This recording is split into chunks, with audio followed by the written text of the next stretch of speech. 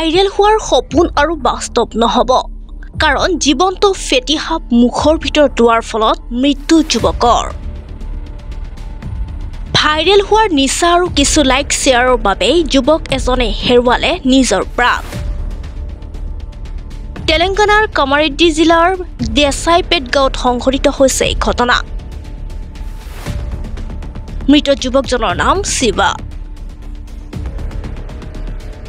social মিডিয়াত viral হোৱা ভিডিঅ'টো দেখা গৈছে যে কোব্ৰাৰ মুখখন নিজৰ মুখৰ ভিতৰতে ভৰাই থোৱা আছে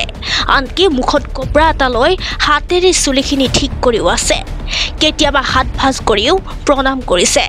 এনে পৰিস্থিতিত কোব্ৰাই তেওঁৰ মুখত কামুৰি দিয়ে লগে লগে যুৱকজন অজ্ঞান হৈ পৰে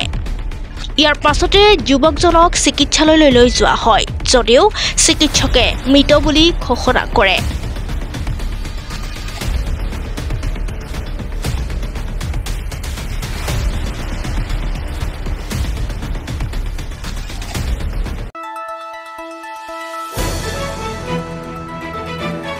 দ্য নিউজলেণ্ডছ